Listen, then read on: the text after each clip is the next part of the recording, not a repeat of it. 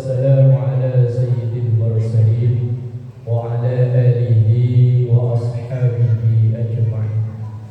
سبحانك لا علم لنا إلا ما علمتنا إنك أنت العليم الحكيم.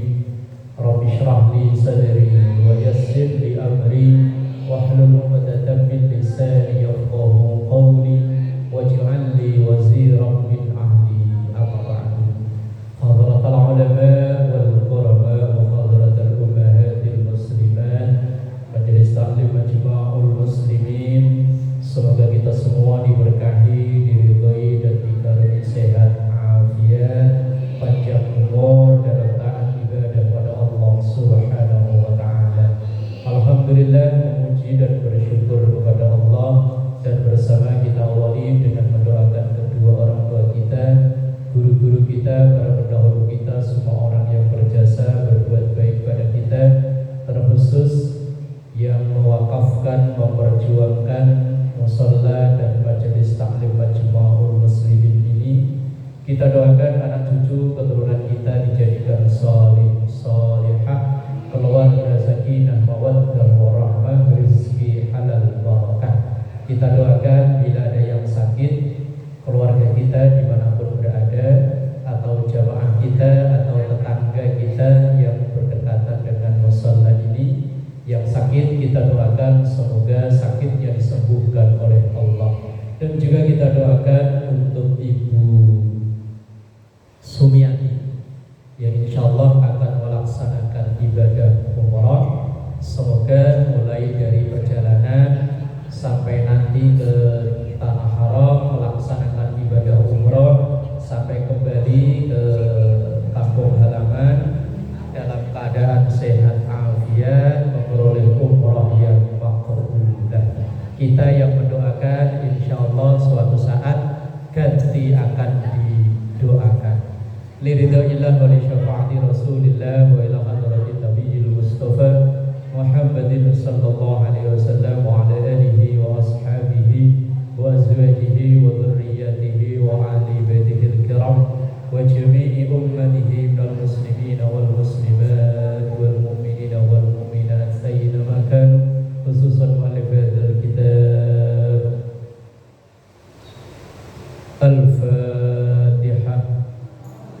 A'udzu billahi minasy syaithanir rajim. Bismillahirrahmanirrahim. Alhamdulillahi rabbil alamin, arrahmanir rahim, maliki yaumiddin. Iyyaka na'budu wa iyyaka nasta'in. Ihdinas siratal mustaqim. Shiratal ladzina an'amta 'alaihim ghairil maghdubi 'alaihim waladdallin. Bismillahirrahmanirrahim. Hari ini kita melanjutkan ngaji matan Ghoyah wa Taqrib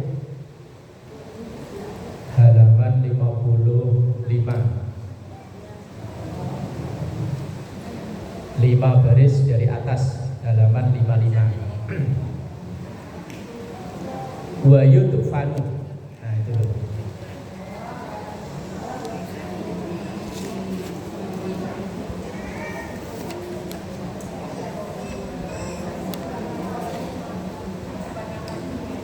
Halaman 55 baris ke 5, baris 55.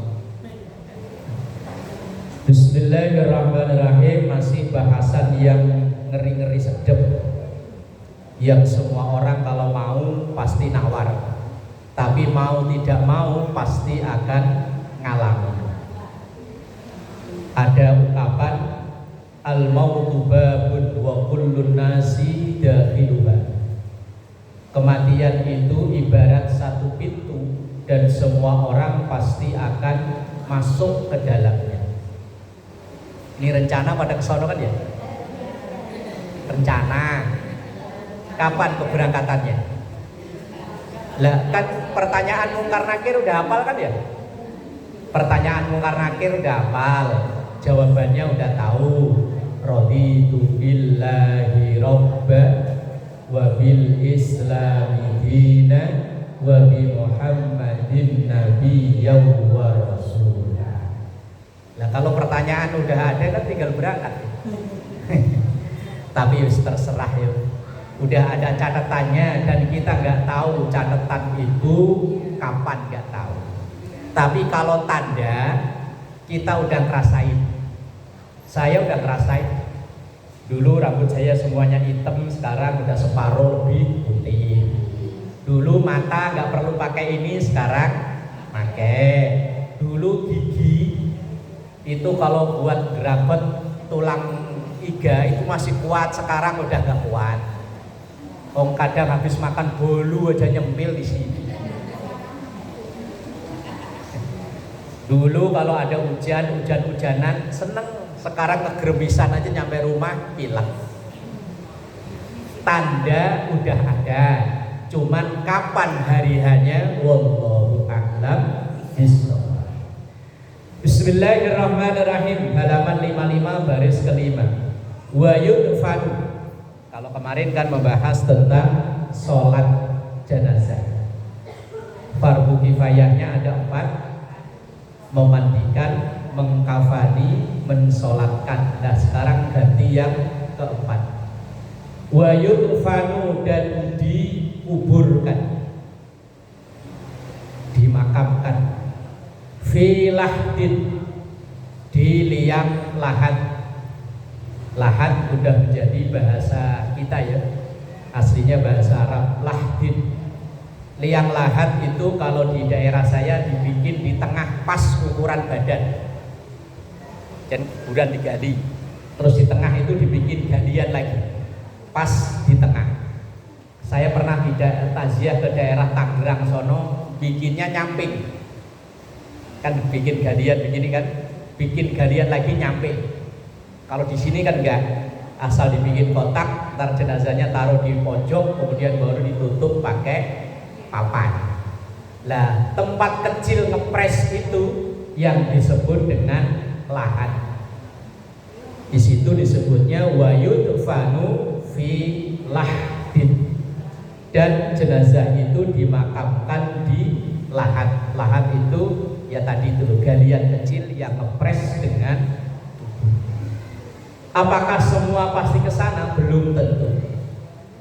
Dulu waktu ada kasus kecelakaan pesawat Adam Air yang nyemplung ke laut, itu mungkin jenazahnya juga nggak dimasukkan ke liang lahat.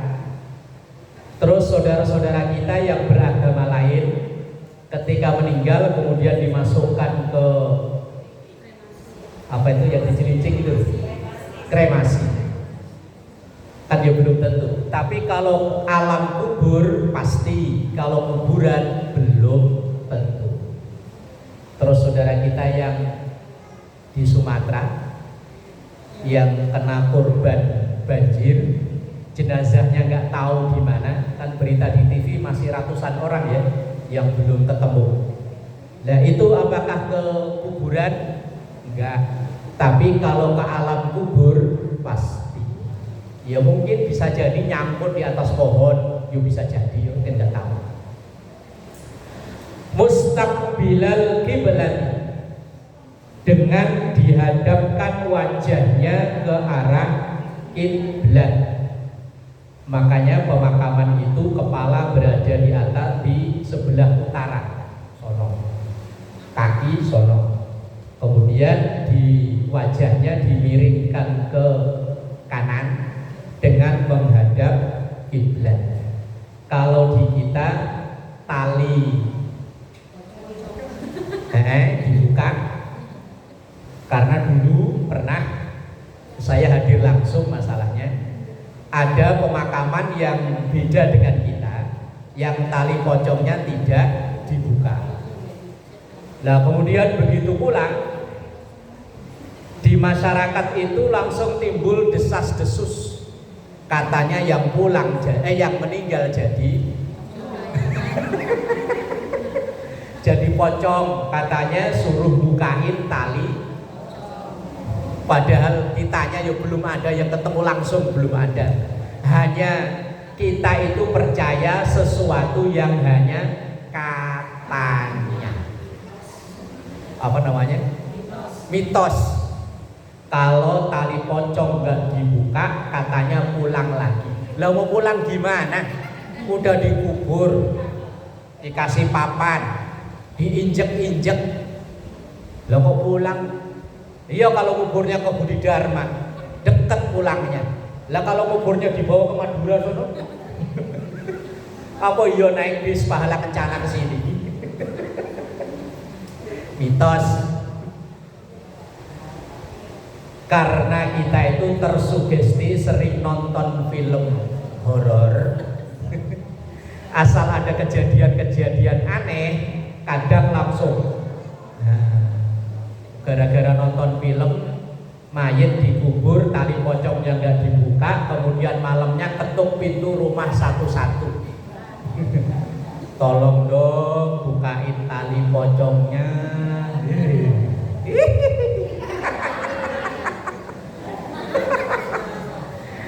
Pada ketakutan.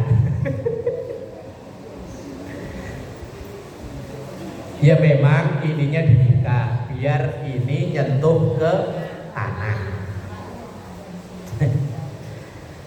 Mustaqbilal qiblat wa yusallu min qibali ra'sihi birifkin, dan menurunkannya min qibali ra'sihi dari arah kepalanya birifkin dengan pelan-pelan. Bukan kok tinggal jenazah ini gelundungin aja beres. Yo enggak, tetap nuruninnya pelan-pelan. Iya kalau yang jenazahnya kecil ya. Ini saya pernah melihat orangnya memang, wah ya Allah, mungkin 3 kali saya ini gedenya, atau 4 kali saya kayak. Itu nuruninnya pakai alat yang biasa buat nurunin alat berat itu. Terus galian kuburannya juga agak beda. Itu pun ya pelan-pelan kok ya. Enggak asal kok pakai kaki digelundungin. Tinggal jenazah ini enggak ada nyawanya, yo enggak. Tetap wa yusallu min qibali ra'sihi birifqin. Nuruninnya ke liang lahatnya itu dengan rifqin, pelan-pelan. Apalagi walaupun itu jasad, apalagi kalau jasad orang-orang terdekat kita, walaupun tinggal jasad nggak ada ruhnya, tetap dihormati. Makanya sampai kita melompat di atasnya atau duduk di atasnya dihukumi haram. Ini kuburan kan kesini nih, kepala di sini, kaki di sini. Itu kalau kita lewat jangan melompatin atasnya, tapi lewat sini atau lewat sininya. Kalau di Budi Dharma, alhamdulillah rapi ya. Coba kalau di kampung, acak-acakan gak karuan kan? Kalau di Budi Dharma rapi kan, los gitu ya, kanan kiri ada tempat. Cuman kadang bagi orang yang nggak ngerti main lompat-lompat aja, haram hukum, nggak boleh. Nah ini kan sebentar lagi Ramadan. Biasanya budaya di Jakarta dan sekitarnya menjelang Ramadan itu pada ziarah kubur. Nah ketika nyampe ke pemakaman, salah satu etikanya adalah jangan duduk di atas pas makam itu atau lompatin. Jangan, haram hukumnya. Nanti di akhir bahasan kita bahas. Kemudian wa yaqulul ladzi yalhadu, dan membacalah orang yang menurunkan, atau mungkin kebetulan ibu ikut hadir. Walaupun kemarin saya sampaikan mengantar jenazah bagi perempuan itu makruh, tapi wong budayanya udah terlanjur.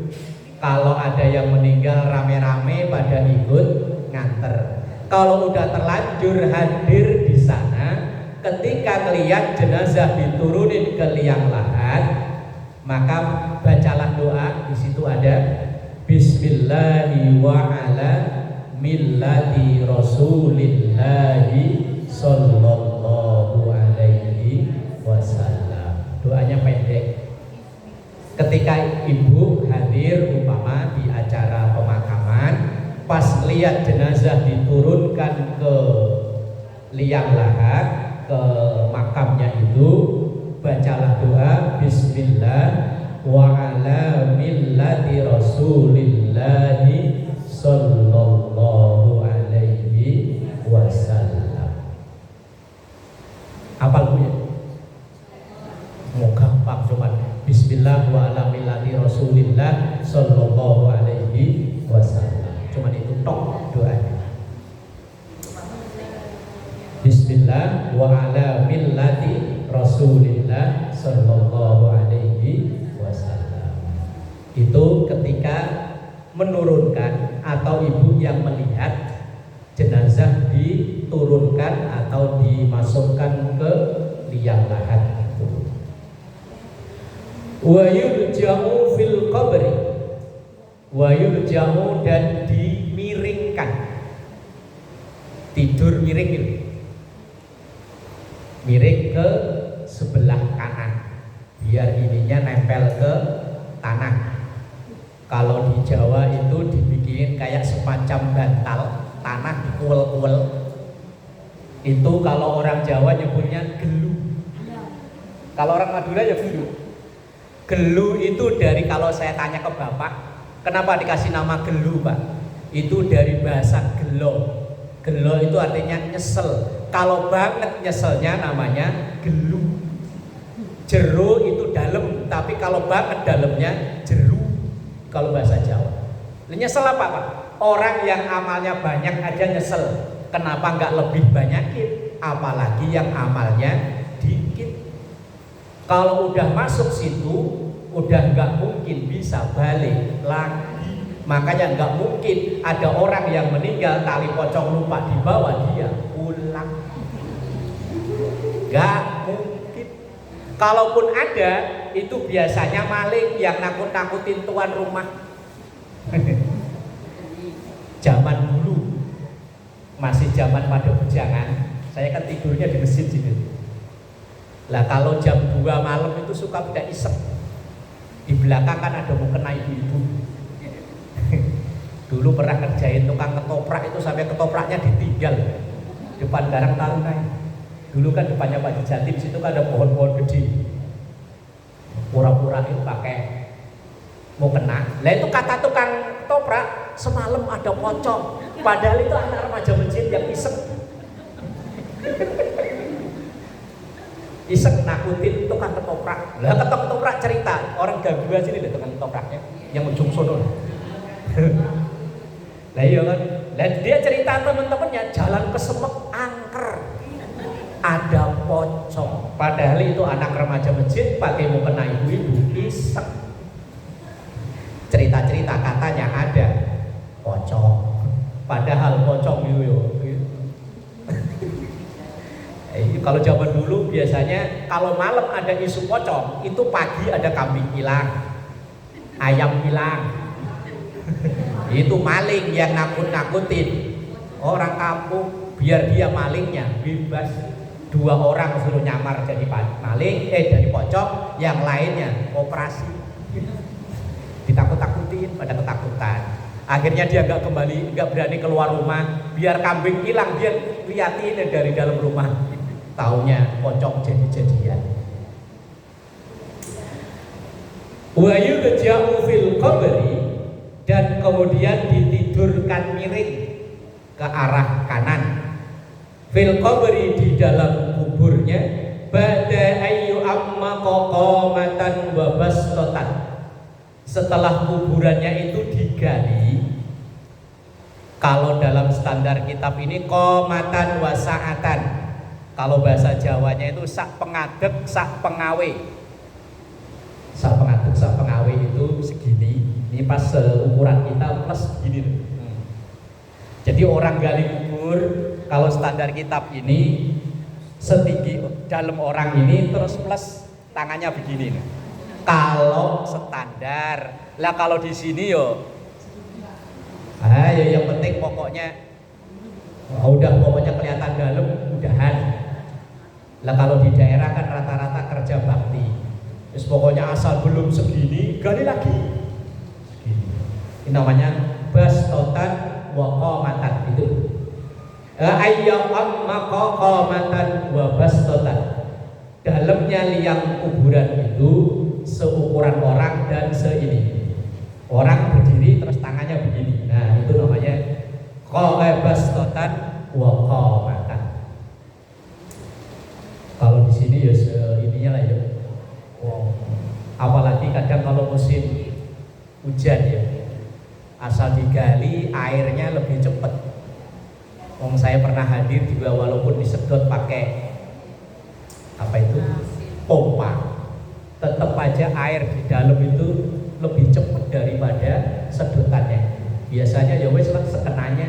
Yang penting pokoknya bisa ketutup rapi, baunya kalau nanti udah membusuk tidak keluar dan tidak diganggu atau aman dari dibongkar ama. Kalau zaman dulu kan mungkin ada binatang buas yang ngebongkar. Kalau orang zaman dulu kalau ada yang ngamalin ilmu-ilmu tertentu, orang yang meninggal di hari-hari tertentu, yo kadang dijaga, mau diambil tali. Nah, katanya buat nyolong biar gak ketahuan. Lah orang ilmu kejawen zaman dulu ya aneh-aneh.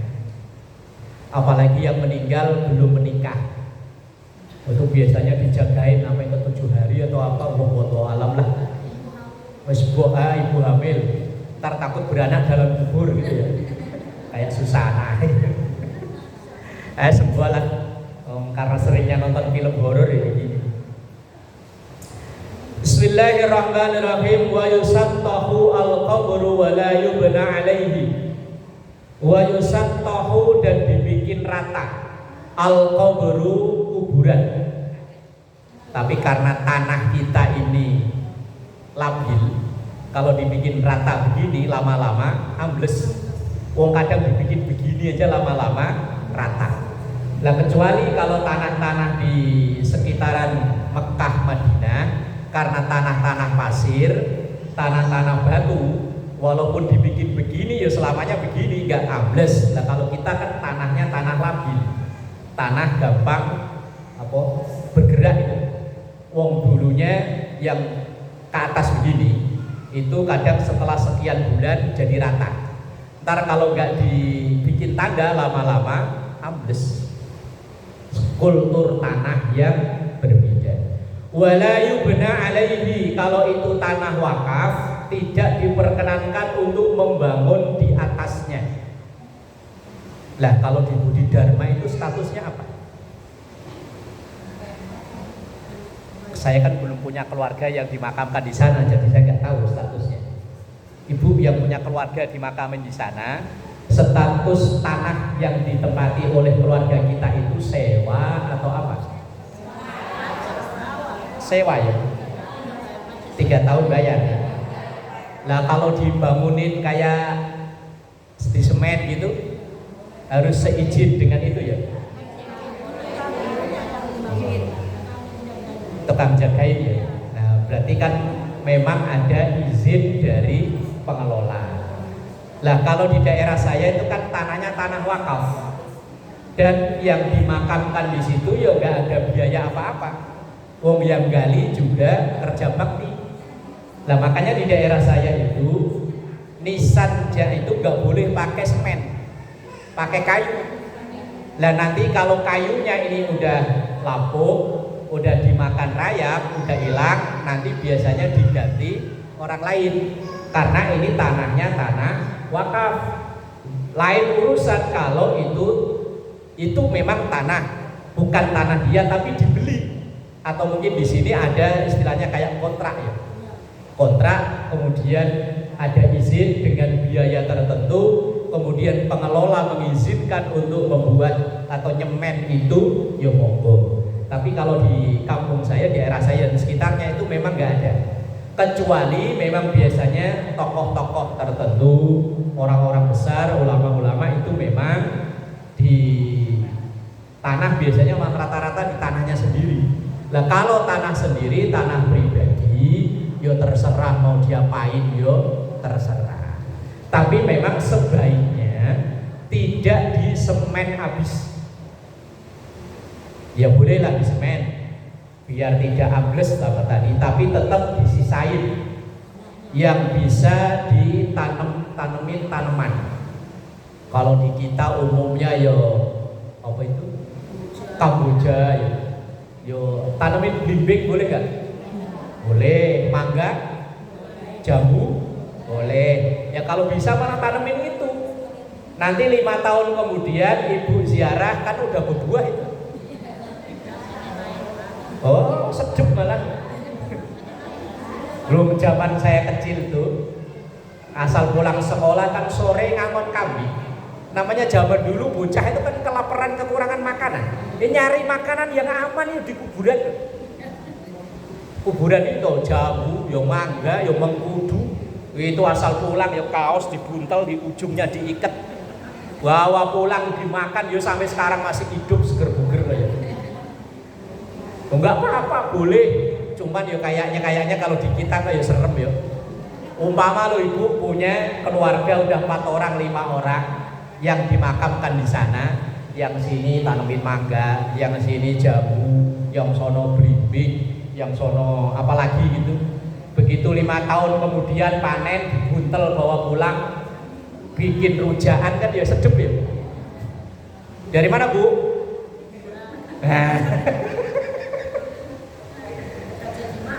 Kenapa maksudnya ditanam-tanemin itu?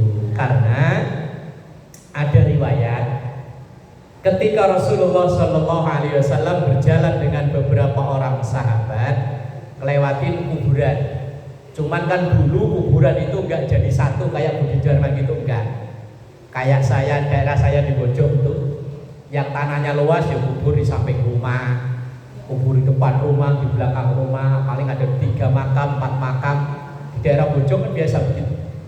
Nah dulu ya begitu.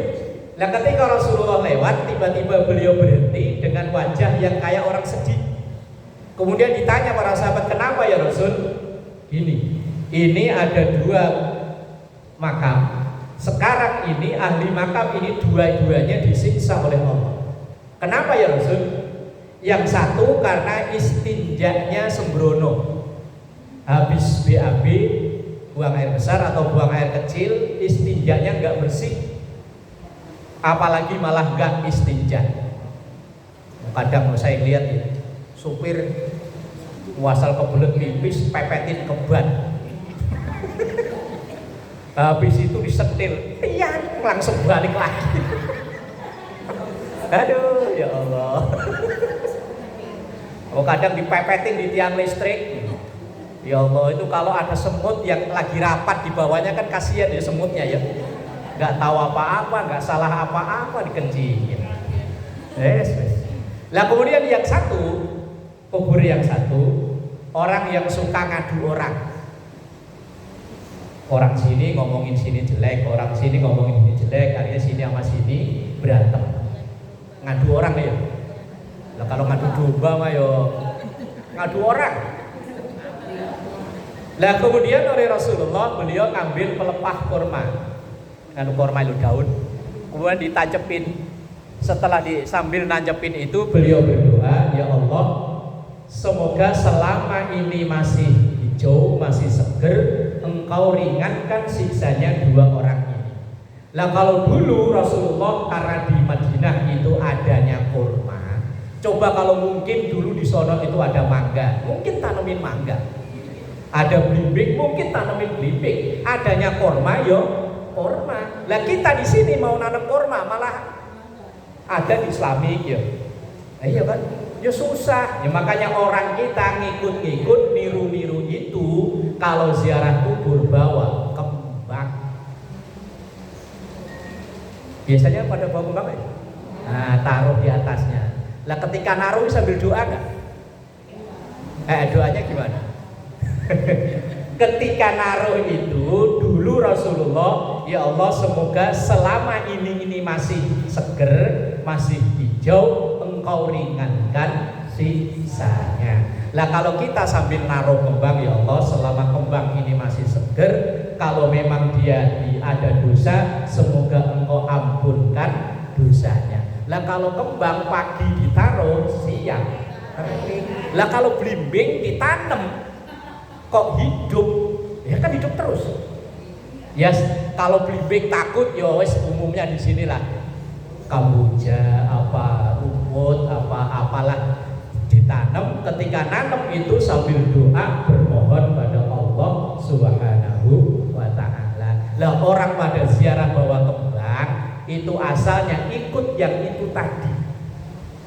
Nah kita ini asal naruh-naruh. Kadang ada air yang dicampur sama kembang ya, disiram. Ya kalau nyiramnya sambil doa bagus. Lah kalau cuma nyiram tok, kalau cuma disiramin doang, nggak didoain, takutnya yang di bawah malah teriak, "Neng, kelilipan neng." Cuma disiram doang, "Neng, kelilipan." Doain, yang penting itu doanya, bukan kembangnya, bukan airnya. Doanya yang penting ya. Ini kan bentar lagi puasa.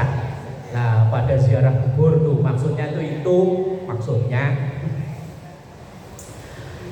wala yujassasu, dan tidak dibangun, tidak disemen, karena ya tanah wakaf itu tadi. Kalau tanah pribadi atau sewa kayak di sini ya monggo-monggo, tapi kan dengan seizin pengelola. Wala baksa, dan tidak mengapa bil buka, nangis alal mayyiti, terhadap mayit, min ghairi nauhin, tanpa nauh itu kalau bahasa Jawanya geru-geru. Apa ya? Nangis, tapi boleh nangis tapi jangan sampai kebangetan. Apa sih kalau bahasa Indonesianya apa? Meraung-raung, meraung-raung kayak macan aja. Nangis boleh, makanya nasihat orang tua itu nangis yo nangis, tapi air mata jangan sampai netes ke jenazah. Itu bukan kok berarti air mata itu nggak boleh netes, bukan. Artinya nangis yo silahkan, tapi jangan berlebihan. Tuh, wala ba'sa bil buka alal mayyit min ghairi nauhin, tidak mengapa nangisi jenazah, yang penting nangisnya tidak berlebihan. Wong Rasulullah ketika putranya yang bernama Ibrahim meninggal, Rasulullah ya nangis wajar, tapi nangisnya jangan berlebihan.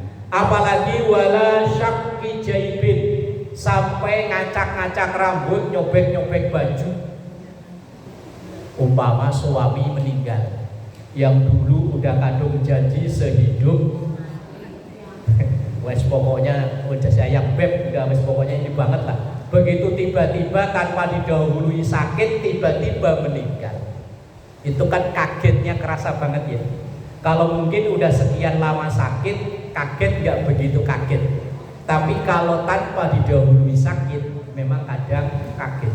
Lah kalau kaget, nangis boleh, tapi jangan sampai berlebihan. Apalagi wala syakki jaibin, jangan sampai tadi itu nangisnya sampai kakinya nendang-nendang, terus rambutnya diacak-acak, kalau perlu bajunya disobek-sobek. Tapi pernah lihat gak yang begitu? Saya ngelihatnya di TV sih, di sinetron itu. Kalau dunia nyata yo lihat nangis biasa, tapi kalau sampai segitunya sih kayaknya yo enggak lah ya. Kemudian wa yu'azza ahluhu ila salasati ayyamin bin dafni, wa yu'azza, dan ditakziai atau takziah ahluhu, keluarganya alias ahli warisnya.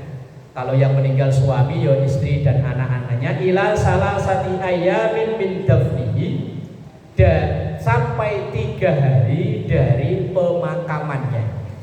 Jadi takziah yang disunnahkan itu sampai hari ketiga dari pemakamannya. Tapi bukan berarti takziah hari keempat, kelima, keenam dan seterusnya tidak boleh, bukan. Tapi yang sunnah atau yang terbaik itu sampai hari ketiga. Ya syukur-syukur kalau pas hari pertama syukur-syukur jenazahnya belum dimakamkan, kita udah tahu informasinya, kemudian kita takziah. Tapi yo ketika takziah, etikanya, adabnya tentu harus disertakan. Lah etikanya orang takziah gimana? Ya tentu pertama mendoakan almarhum. Yang kedua mendoakan ahli waris, istrinya atau keluarganya. Kemudian menghibur. Takziah itu sebetulnya aslinya kan menghibur. Menghibur itu kalau saya ngalami justru malah pakai bahasa kalau didengar orang umum nggak pantas. Tahun 2008 bulan April anak saya pertama kan meninggal. Lah ketika meninggal ya tadilah kayak oleng-oleng. Lah begitu teman-teman yang dulu temen nyantri datang, itu ngomongnya kalau kedengeran orang umum nggak pantas. Dia langsung duduk di samping saya, ngomongnya begini, alah nggak usah nongas nangis, ntar malam orang pada tahlilan pulang, bini sikat, ntar juga hamil lagi. Lah ngomong begitu ke orang di tempat takziah, didengar orang umum kayak nggak pantas ya. Tapi begitu diomongin begitu, langsung, oh iya ya. Oh iya ya, nah, iya kan ya. Lah iya, oh iya ya. Alhamdulillah kan yang diambil 1 diganti 3. Nah ya kan diganti 3. Anak saya 2008 meninggal, 2009 lahir, 2012 lahir, terus yang terakhir agak lamaan 2020. Diganti ya Allah, diambil 1 yang 3 diganti.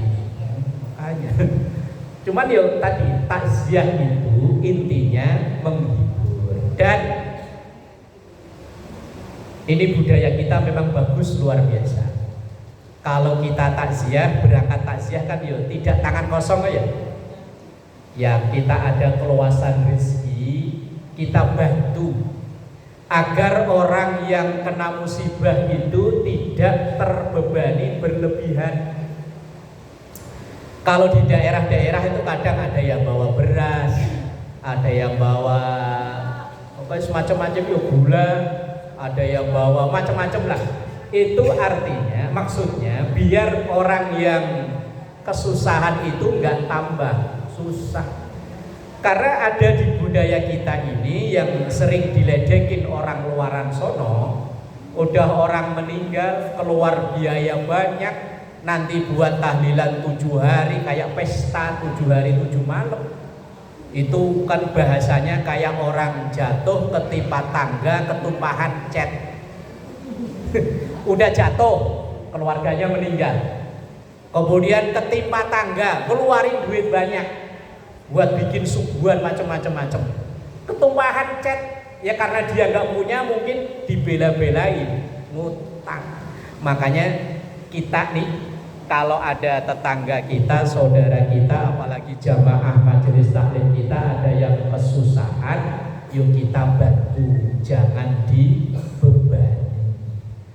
Ya syukur-syukur ya tadi kalau kondangan berani 100.000, lah kalau takziah berapa? Ya Allah. Lah kalau orang kondangan itu orang seneng-seneng. Harusnya lah kalau kondangan berani 100.000, kalau takziah ya harus gak kurang dari itu. Harusnya. Kalau orang seneng-seneng itu dia udah persiapan jauh-jauh hari untuk mau nikahin anaknya kan udah nabung kan. Lah kalau orang mau ada keluarga kematian kan apa ya nabung dulu. Ini bapaknya udah sakit kayaknya udah stroke, udah stadium, nabung. Lah ya enggak ya. Malah kalau perlu punya tabungan buat berobat. Lah kita yang tidak dalam keadaan kesusahan, kalau memang takziah yo tadi ada rezeki lebih dilebihin biar orang yang kesusahan itu tidak jatuh ketimpa tangga ketumpahan cat. Sedikit lagi. Wala yudfanu isnani fi qabrin illa lihajatin. Wala yudfanu, dan tidak dimakamkan isnani 2 jenazah fi qabrin dalam satu lubang illa lihajatin, kecuali karena ada keperluan. Kayak sekarang di Budi Dharma konon katanya sekarang udah 2 bahkan ada yang 3 isinya ya. Ya karena memang keterbatasan kesediaan tanah. Lah kalau tanah masih luas kayak di daerah-daerah, yo 1 isinya 1. Lah di Budi Dharma karena katanya yo, kata orang-orang loh yang biasa ngurus pemakaman, karena mungkin sulitnya area tanah pemakaman, akhirnya 1 lubang kadang diisi 2, diisi 3, yus monggo ya, karena memang ada keperluan.